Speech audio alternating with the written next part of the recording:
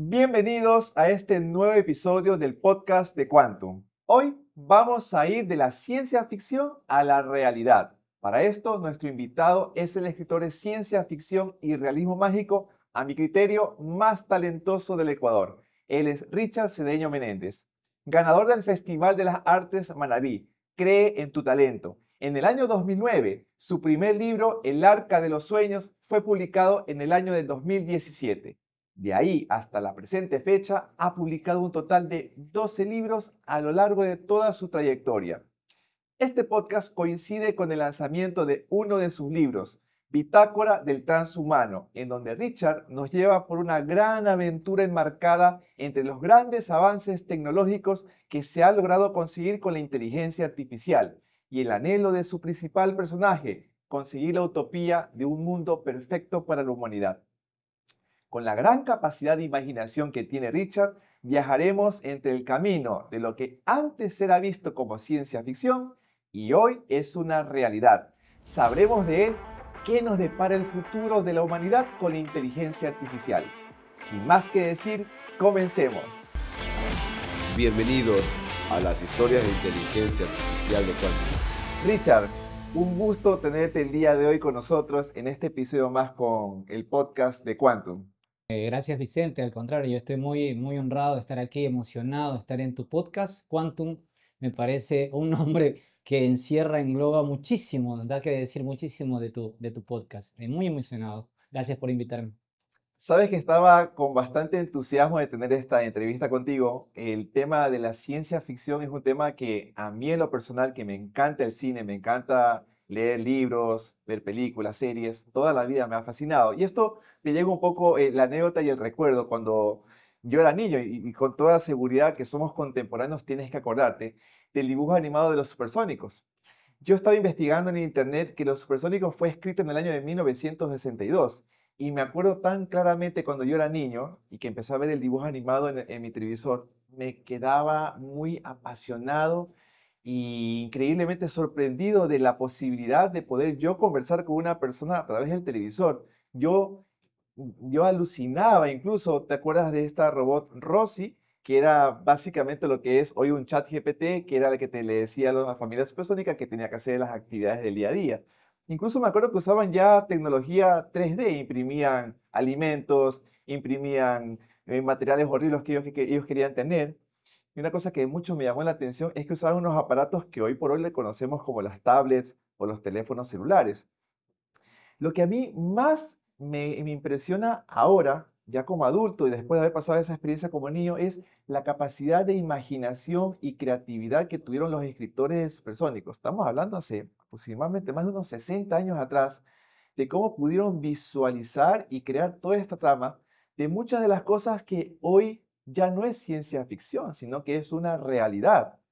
Richard, entonces viendo este pequeño contexto y anécdota que yo vivimos desde la niñez, ¿cómo fueron entonces tus primeros inicios? ¿Cómo fue tu punto de partida para tú decir, yo quiero hacerme escritor de ciencia ficción? Bueno, así como tú lo explicaste ya, uno de pronto desde niño empieza a desarrollar ese deseo de curiosidad, ¿no? De ver qué nos propone la vida después, cuando uno va creciendo.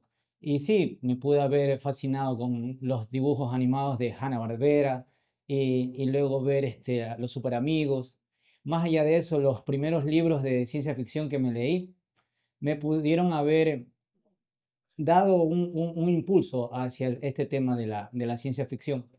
Pero realmente fue el tema de escribir, luego de haber primero intentado hacer cómics en la adolescencia, luego me da las ganas de escribir o de componer canciones, pero ciertamente teniendo los borradores ya sobre mi escritorio, me da por participar a este concurso, Manabí Cree en tu Talento, el cual me hace ganador después de haber clasificado en Puerto Viejo y en Manabí, ganador de narrativa y el premio era publicar un libro. Ok. Entonces, ya para entonces yo ya tenía mucho de borrador, tenía bastante texto, pero no me lo iban a publicar, así que decidí de por sí cómo me iba a dar a conocer en este mundo. Tenías un libro preliminar. ¿Y cuántas hojas ya habías escrito a esa fecha? En ese borrador era una sola historia de 700 páginas, entonces todavía estaba crudo, crudo, ¿no? Ok. Pero yo quería pulirlo para que me publicaran esa historia, pero no me lo iban a publicar, así que me sugirieron que escribiera algo diferente. Entonces, en un corto tiempo, me acuerdo que más o menos me decían, sí, 3 meses te podemos esperar para que nos des el borrador. Y yo me decidí de hacer un compendio de cuentos. Me salieron 7 cuentos, los escribí lo más rápido posible. Sin embargo, como anécdota lo puedo contar, que los 7 cuentos estuvieron listos en 6, 7 meses. Pero por cuestiones operativas del Ministerio de Cultura, que en este caso era el que me iba a publicar la obra, pues no se podía dar todavía la publicación. Y así pasó 1 año, 2 años, 3 años. En ese tiempo yo lo celebro mucho porque fui puliendo. Yo fui, se puede decir, autodidacta. Me capacité viendo programas para aprender a técnicas de escritura creativa. Y por lo demás pulí estos 7 cuentos. Yo creo que quedé muy contento porque los cuentos cuando los hice tenían un objetivo: llama la atención de varios tipos de público. Por eso es realismo mágico, literatura fantástica y ciencia ficción. Existencialismo incluso. Tengo un poema que me encanta que se llama Redundancia Cósmica. Es solo una página, pero a mí me fascina por lo que pide e insinúa, ¿no? Que simplemente estamos en un eterno retorno cósmico, que a la final el ser humano que se cree poseer el cetro, a la final no es dueño de nada, ¿no? Y que la Tierra en su magnitud, en su magnificencia, nos terminará sepultando en cuestión de tiempo. Este es un camino temporal y una Así es. experiencia que vamos a vivir, ¿no? Y lo que a mí bastante, como te dije en un principio, me sorprende mucho es esa capacidad de imaginar eventos que aún no están sucediendo, ¿no? ¿De dónde te nace esa imaginación? ¿De dónde llegan esas ideas? ¿Cómo puedes estructurarlas cuando llegan a tu mente y plasmarlas cuando las escribes? ¿Cómo logras eso? Bueno, si se puede decir, en mí ha influido bastante Isaac Asimov, este escritor, que fue bioquímico, fue representante de la ciencia ficción dura. De pronto quizás porque la primera novela que me leí fue El fin de la eternidad, lo leí a los 17 años y de ahí en más tuve curiosidad de la obra de él y seguí leyendo. Este, este señor, por ejemplo, no veía el contacto extraterrestre como tal, sino que veía que quizás, muy probablemente, era el mismo humano que en el futuro iba a poder colonizar otros planetas y de ahí iba a regresar. Por ejemplo, podía viajar en el tiempo, iba a influir en su yo del pasado. Ok. Entonces, de esa manera, no sé, me impactó tanto que yo he mantenido la línea. Creo que no he mencionado en sí contacto con vida extraterrestres, más bien en mi primer historia de ciencia ficción que está en el Arca de los Sueños, que le llamé Frederick Lynch. En este caso, el protagonista que escapa de la policía intergaláctica está en la constelación de Orión, pero a mitad del cuento doy a saberle al lector de que son descendientes de la especie humana, ¿no? Más Entonces que a la avanzado, más final, tecnológica. sí, a la com- final entra un agujero negro y Ok. llega al pasado y bueno, de ahí no hago spoiler para que en algún momento quieran comprarla. Y Richard, y para poder continuar, ¿podrías explicarle a nuestro público qué es ciencia ficción dura, como tú le Sí. llamas? ¿Cómo le diferenciamos de lo que tú escribes de otro tipo de ciencia ficción que de pronto estamos acostumbrados a ver o leer? Bueno, a breves rasgos, la literatura fantástica pudo haber aparecido desde, vale nombrarlo, es como cuando uno entra a una reunión y tiene que saludar, yo tengo que nombrar primero la epopeya de Gilgamesh, que es el primer documento que se sabe que existió y que tiene más de 4.000 años de antigüedad. Entonces, la primera documentación que se tiene de la literatura del ser humano, ¿sí? Más de Ok. 4.000 años. Gilgamesh tenía aventuras, buscaba la inmortalidad y bueno, de ahí en más podemos tener noción de varios contextos de ciencia ficción, como por ejemplo se escribió en el siglo II Luciano de Samosata, y lo respeto mucho a este escritor del siglo II, que decía que lo que él escribía era ficción, que no era con seres reales. Entonces se diferencia de los anteriores escritores que por lo general asumían que lo que decían era realidad.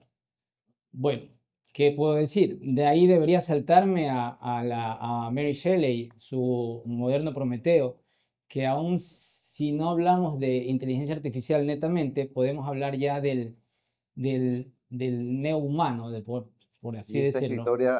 esta historia de la que tú mencionas, ¿de qué época es? 1818 escribió Frankenstein, pero Ok.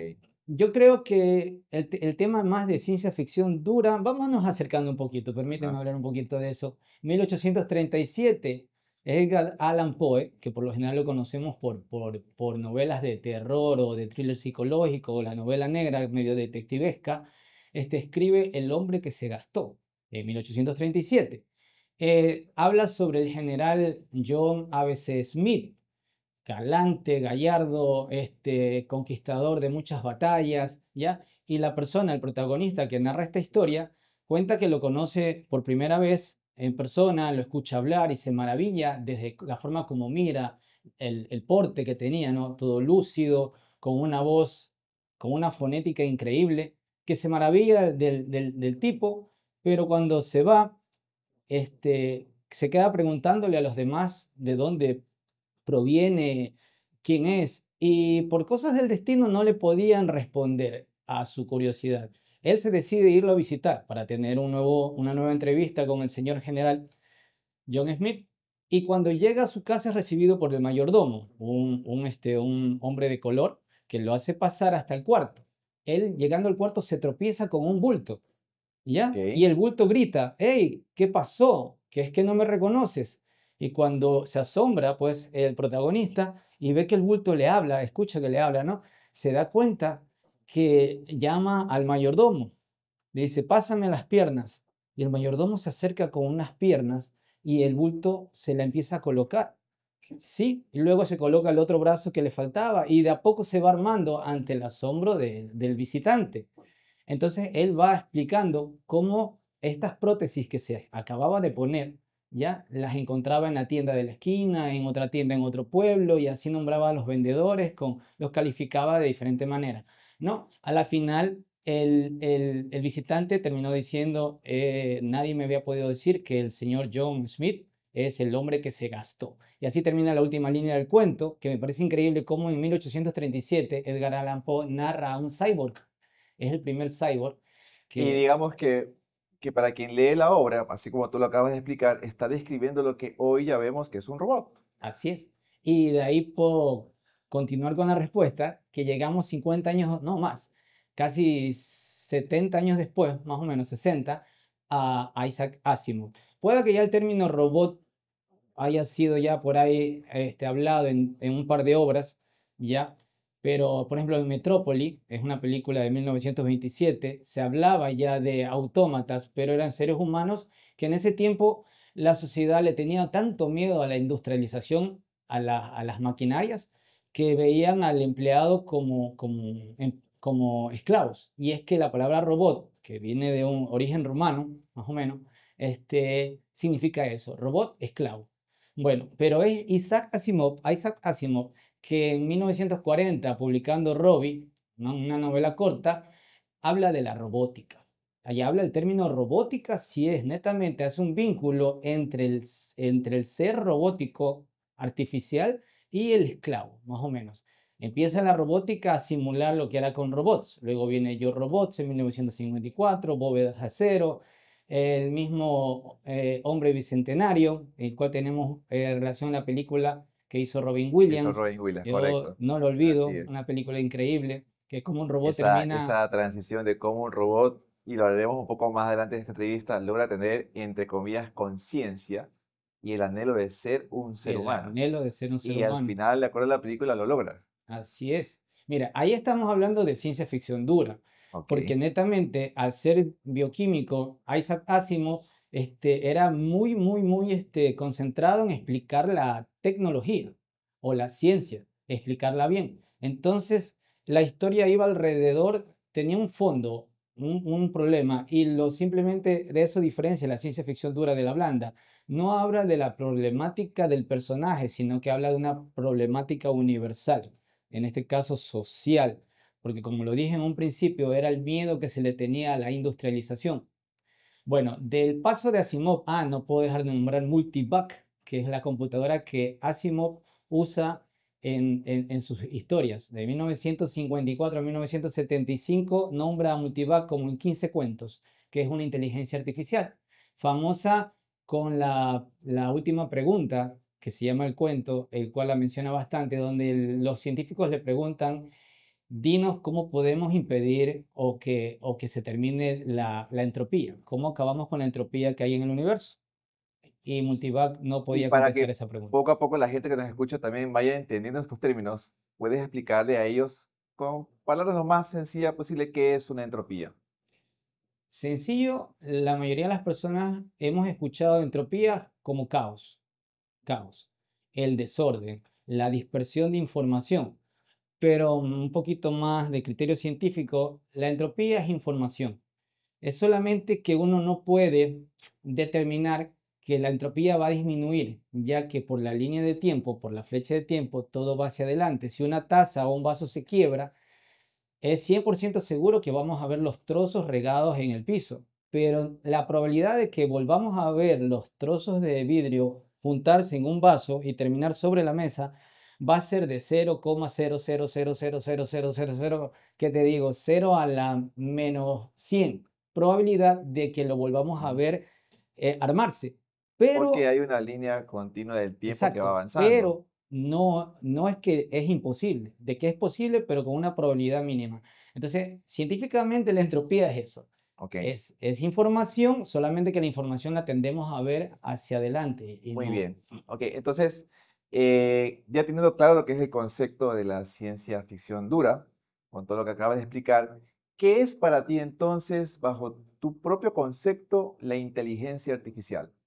Como la manejamos ahora, es una herramienta básica en nuestra sociedad.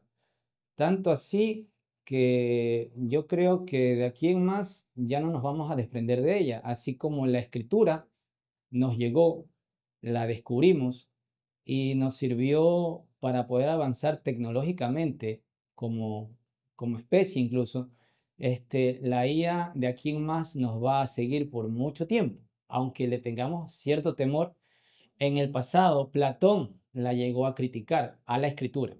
Platón decía que le llamaba fármaco a lo que era cura y al mismo tiempo enfermedad. Él criticaba la escritura porque decía que limitaba al ser humano, no dejaba que hubiera ese intercambio de información en un diálogo.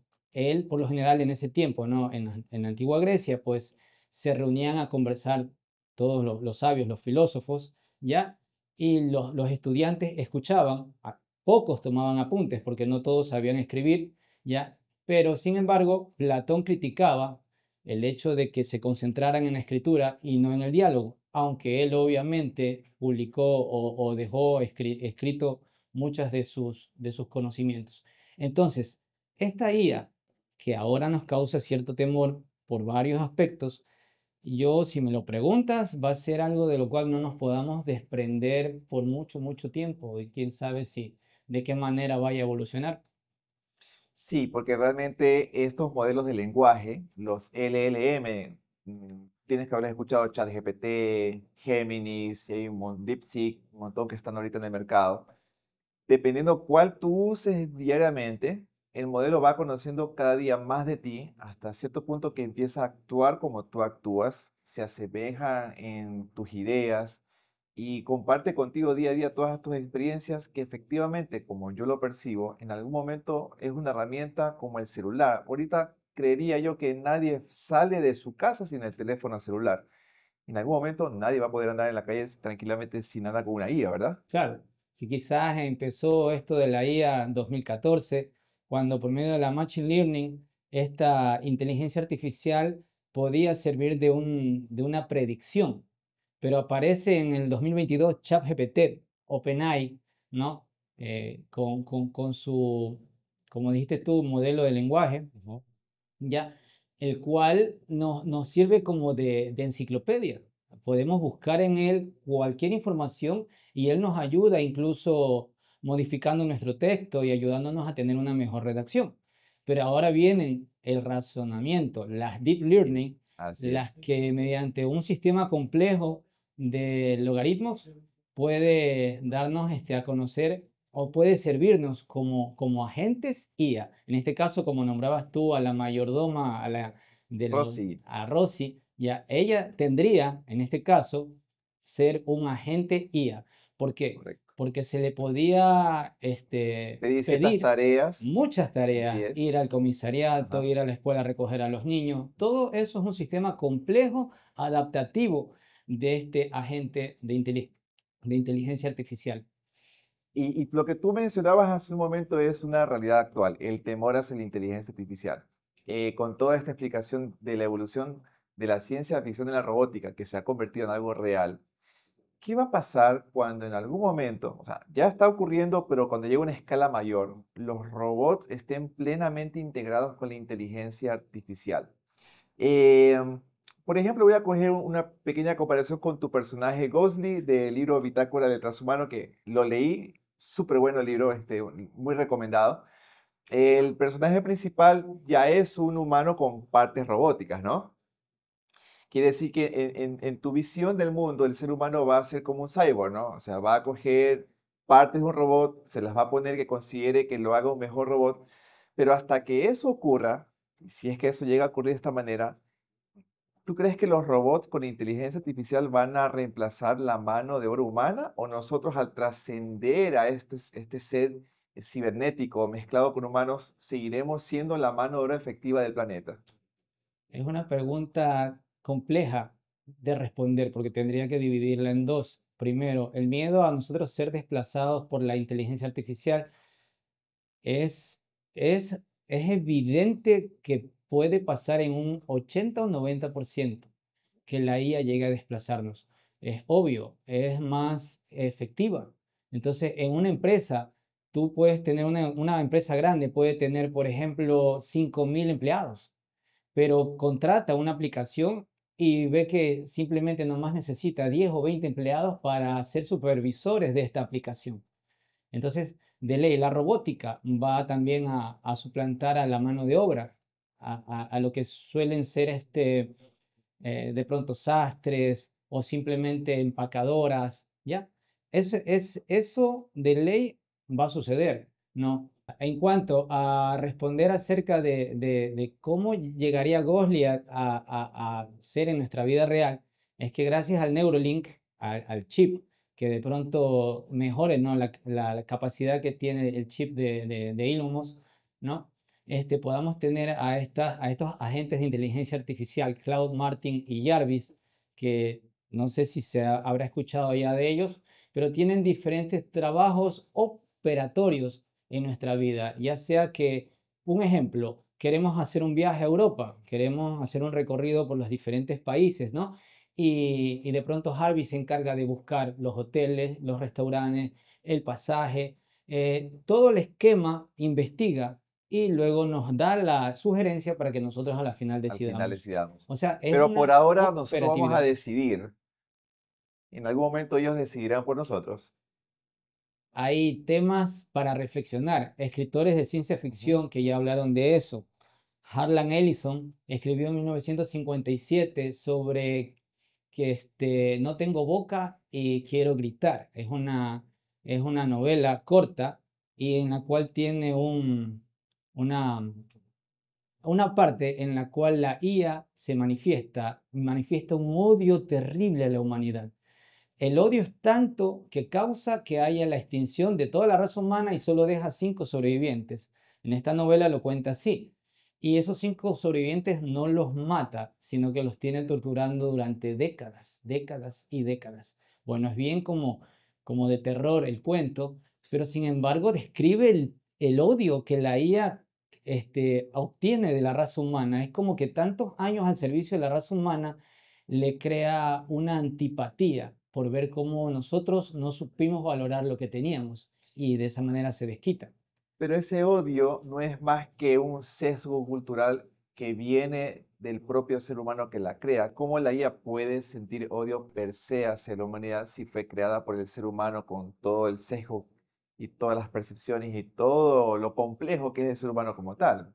Entonces, ¿cómo podría ser posible que la IA pueda llegar a esa etapa si no es que alguien le programó para llegar a esa etapa? Es que tú lo estás diciendo. El mismo hecho que, por ejemplo, Occidente y Oriente nos diferenciamos tanto, podemos llamarle ética, ya que solo hablando superficialmente, en Oriente no tienen sábado y domingo de descanso. A ellos no les importa trabajar más de 8 o 10 horas diarias. Ya en su naturaleza está que el objetivo va más allá de cualquier fin ético que pueda haber. Nosotros pensamos muy distinto.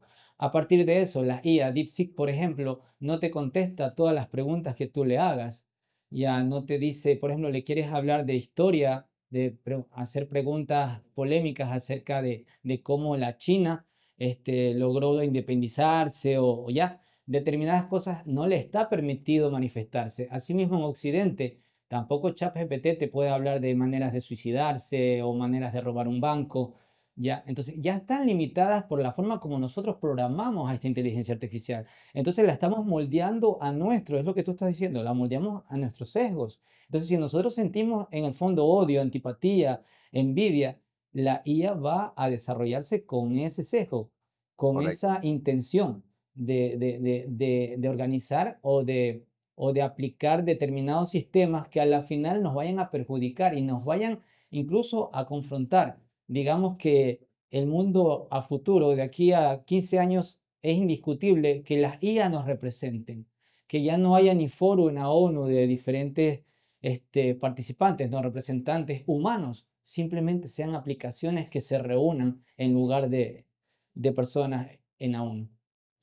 Y cuéntame un poco sobre todo lo que tú has escrito. Vamos hablando sobre Bitácora de Transhumano. Ahí tú mencionas muchas tecnologías. Y ahorita más bien te quisiera preguntar que menciones dos o tres de las tecnologías que tú has imaginado, vislumbrado que en algún día pueden ocurrir en el futuro. Pero de esas tecnologías, ¿cuál crees tú que a lo mejor ya están sucediendo en este momento o que estén más pronto de que realmente se convierta en una realidad?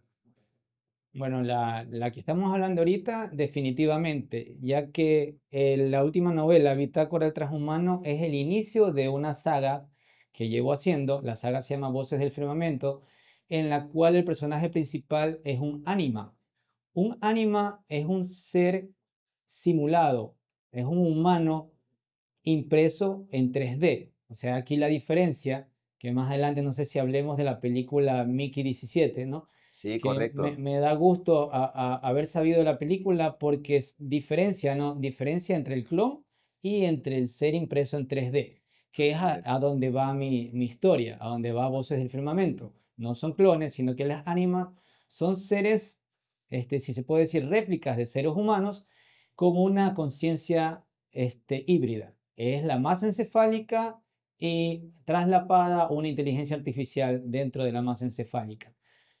Entonces, en el futuro que yo planteo, nos podemos ya adelantar a que van a haber estos seres, estos replicantes, muy parecidos a Blade Runner, aunque Blade Runner eran también más robots que seres impresos en 3D. Más bien se parecería a lo de Westworld o a lo Claro. de, sí, Excelente que serie, Westworld. sí, muy Así buena. es. Es increíble porque el final, que donde aparece la culebra al término de la primera temporada, tú revisas la mitología rumana y más atrás, la indoeuropea, y cómo los primeros seres, bueno, me voy a apartar del tema, pero tiene que ver con eso, cómo la creación del primer ser humano tiene que ver con los 9 meses de gestación en una diosa, y bueno, eso sería otro tema, no me quiero separar el tema acá de lo que planteo en el futuro en esta novela, ¿no? Tenemos ya los replicantes, o sea, seres humanos parecidos a nosotros con una conciencia híbrida, inteligencia artificial y nuestro cerebro como tal. Pero esta Eh, conciencia híbrida que tú planteas sí, va un poco de la mano con lo que te dije hace un momento que ya está ocurriendo en este momento. La IA que yo uso sabe poco a poco qué es lo que yo hago, escucha mis planteamientos, en algún momento va a tener recopilado absolutamente todo lo que es mi día a día. Entonces, lo que un poco la imaginación que tú proyectas es, ya cuando la IA tenga toda esta información de quién soy yo con mis hábitos, mis gustos, mis fortalezas, mis debilidades, cogen esta información y la implantan en estos seres híbridos creados con este tipo de tecnología. Básicamente es como una copia de todo lo que soy yo y lo ponen acá. No es que están trasladando mi conciencia como tal, es la información en datos de toda una vida que la haya estado conmigo y lo trasladan. Es así Es que me como me pareció lo que tú lo planteas. dijiste en antes. Tú dijiste en antes, va a ser tu amigo dentro de tu cabeza. Claro. Entonces, sí, en Bitácora del Transhumano hay Bob, que es una Bob, ajá, aplicación, una así app es. drone, que yo le llamo app drone porque está camuflajeada de una pelotita de golf, ¿no? Que va volando al lado de Gosling y que le sirve primero como una agenda, como un incluso orientador, un amigo. Pero al final de la noveleta, pasa un accidente en el cual se tienen que fusionar. Bob, que es una deep learning avanzada, coge la conciencia de Gosling y la encierra en una burbuja. Bueno, lo explico de mejor manera en el libro, ¿no? Pero ya hay una fusión ahí. Entonces, es el Correcto. inicio de la saga. Entonces, ya estoy hablando de esa conciencia híbrida. De ahí parte. En el libro Bitácora de Transhumanos explico cómo se inicia esa fusión. Richard, cuál sería tu opinión en base a esta fusión de la IA con el ser humano, siendo uno solo? ¿Qué cambiaría en el sentido de la vida? ¿Sería el sentido de la vida de lo que percibe la máquina o seguirá siendo el sentido de la vida de lo que yo quiero como ser humano? ¿Qué ocurriría? Bueno, yo considero que por más que nosotros hemos sido curiosos durante toda nuestra existencia, la inteligencia artificial tiene, además de la curiosidad que le podamos heredar, tendrá la capacidad de poder crear a su manera, a su conveniencia, a su propia imaginación, vida de diferentes puntos de vista. Mira, quizás nosotros estamos biológicamente hechos de tal manera, ¿no? De que la vida sea posible. Quizás ya la IA empiece a formar seres a base de otros minerales, ¿sí?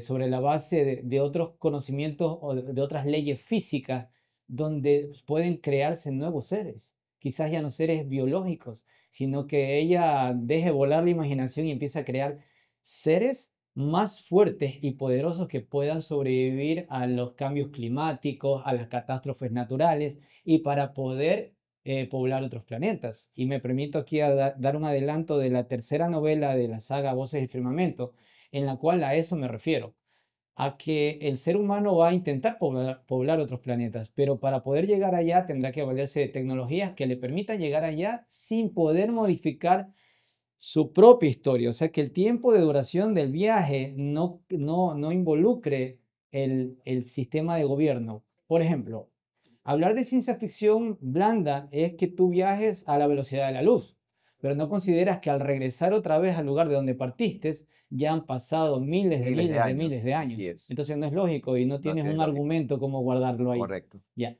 Entonces, yo aplico las velocidades todavía un poco 3 veces más rápidas que ahora o 4 veces más rápida, pero está todavía dentro de la lógica. Entonces, la IA, en este caso, Hay una película muy buena, no sé si la viste, es Interestelar, se claro, publicó hace muchos años, en donde plantea no viajar a la velocidad de la luz, sino que más bien a través de un agujero de gusano que se llama, ¿no? Poder doblar el espacio y el tiempo. Entonces, si estás en el punto A y el punto B, en vez de ir en línea recta, se dobla, llegas en el mismo tiempo donde estás, ¿no? Que es más o menos lo que se plantea de cómo el ser humano pudiera en el futuro conseguir llegar a tener ciertas tecnologías para no necesariamente ir a la velocidad de la luz, sino que acortar el espacio en base al tiempo y estar en tiempo real de un lugar a otro, que es lo que se supone, piensan que los posibles extraterrestres que nos visitan logran hacer, ¿no? así es. Hay una teoría de Miguel Alcubierre, un físico mexicano, quien dio como propuesta los motores Warp, que cortan el espacio frente a la nave y el espacio detrás de la nave lo dilatan. Entonces la nave avanza sin necesidad de violar ninguna ley de la física, que es ir más rápido a la velocidad de la luz, sino que simplemente corta el espacio y Y así esos avanza. son los motores que usan en estas películas de ciencia ficción y series de Star Trek. Sí, ahora Tienen que último hablar de están esto, ¿no? usando bastante el término warp. Bastante. Elon Musk ha planteado que el ser humano tiene que llegar a conquistar Marte. Y en base a todo esto que estamos conversando, ¿cómo tú te imaginas el ser humano viviendo en otros planetas? Definitivamente dentro de cúpulas, pues necesariamente una terraformación no es probable, no en los próximos siglos. Es una demanda de material increíble. Tendríamos que pasar las industrias allá. Simplemente van a ser obreros en minerías, ¿sí? Y apenas sobreviviendo. Yo creo que será como ocurrió acá en América, pues los primeros pioneros que pasaron de Europa a América fueron simplemente trabajadores. Y todo eso va a requerir una enorme cantidad de energía. Y energía es uno de los grandes problemas que aparentemente se avecina en nuestra humanidad en los próximos años, ¿no? Y en tu libro justamente hablas sobre el tema de las energías y mencionas el tema de la antimateria. ¿Qué es la antimateria en un futuro, Richard? A ver, Carl Davis Anderson fue un físico que en 1932, por medio de una cámara de gas, se propuso recibir los rayos cósmicos, ¿no?, que entraban a la Tierra y determinar las partículas, las diferentes partículas que aparecían. En eso detectó que lo que parecía un electrón, por su masa muy pequeña, de pronto no tenía carga negativa, sino que tenía carga positiva. Revisó su examen una y otra vez y determinó que no era un protón, pues era muy pequeño para ser protón. Entonces, a la final era tan igual a un electrón, pero con carga positiva, que concibió que era el mismo protón, solo que como una antipartícula. Entonces, ahí se vino a conocer recién lo que era una antipartícula, el antielectrón, que le pusieron como nombre positrón, para diferenciarlo más fácilmente. Se detectó después, cuando ya se descubrió a los quarks, que dentro del núcleo, ¿no?, los protones y neutrones están formados por quarks, que son los elementos, sí, los Hasta ahora, básicos, fundamentales. hasta ahora lo que más se ha podido encontrar, ¿no? Que es Sí, lo más lo más básico y fundamental, pequeño lo que más se puede. pequeño que hay. Ajá, También dice que hay negativos, también hay anti-quarks, ¿no? Ya. ok. Entonces, con base en esto, se puede saber que pueden haber antiátomos, ¿sí? Por ejemplo, hay antihidrógeno ya. Se puede formar entre antielectrones y antiprotones, se puede formar ya un átomo de hidrógeno, o sea, tenemos ya un antihidrógeno. Y ya en el ser, lo que hacen es eso. Ahora último, en Europa, en este colisionador de hadrones, no solamente sirve para detectar nuevas partículas, como en el 2012 que detectaron el bosón de Higgs y así pudieron La partícula corroborar, de Dios se le sí, llamaba, ¿no? la existencia Así es, del campo de Higgs, que es lo que correcto. suponen que determina la masa en los objetos, ¿ya? Asimismo, se ha podido seguir haciendo antipartículas, antimateria, solo que es tan complicado que apenas salen minúsculos gramos de antimateria y hacerla es muy caro, por eso es muy difícil conseguir antimateria. Entonces, en tu libro, que hablas de antimateria, y esto va a ser en el futuro una fuente de energía ilimitada para la humanidad, ¿o tú crees que todavía la humanidad seguirá utilizando energía nuclear, energía atómica? Ya, en parte si te termino de contestar con esa pregunta, lo que habías abierto una pregunta anteriormente. Ajá. ¿Cuál de las tecnologías que yo he escrito ahí es la que nos acercamos a tener? Y es justo esto, la manipulación de antimateria. Yo creo que es cuestión de tiempo, de que podamos tener colisionadores de hadrones de sobremesa. Así lo pongo en Bitácora del Transhumano. Parece ilógico, ya que un colisionador de hadrones tiene 70 kilómetros de Así diámetro, es, construido entre tres países correcto, subterráneamente. Entonces es correcto. algo enorme.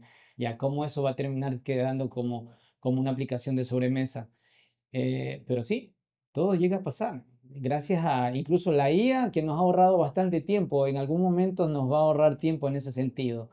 Y podamos hacer antimateria de forma más rápida y más económica. Entonces va a ser una opción a los reactores atómicos. Los reactores atómicos ahorita ya es una realidad. El ITER, y están construyendo más en otros países, en Japón. Entonces, La necesidad de energía que ahora la inteligencia artificial con estos grandes centros de cómputo que están necesitando, están obligándose a reactivar más reactores nucleares justamente porque no abastece la cantidad de electricidad. Y la verdad que esta idea que tú proyectas en tus libros, en lo que visualizas, me parece tan genial como cuando veía a los supersónicos conversando a través de una pantalla, de que en tu casa tengas un aparato, un colisionador de hadrones, y que te dé energía ilimitada, que nuestros vehículos, la forma como ahorita nos movilizamos, porque al final todo es energía, ¿no? Tienes que irte en avión, tienes que pagar más porque es más energía que consumes. Si quieres tener cierto vehículo que tiene más fuerza, tienes que pagar más porque consume más energía. Esa forma de ver la vida es bastante esperanzadora, Richard, porque al fin y al cabo es uno de los problemas de poder avanzar en la humanidad, la falta de tener energía ilimitada. Tú lo has dicho, la IA, aunque nos parezca formidable, consume demasiada agua. Es uno de los problemas que están ahorita poniéndose en evidencia, que el consumo de agua es es bastante. Entonces, ese es un punto en contra en cuanto a estas aplicaciones. Pero bueno, es el avance tecnológico, en algún momento se le podrá encontrar solución. Creería yo que la solución vendría justamente de la propia inteligencia artificial. Ahora razona, investiga más.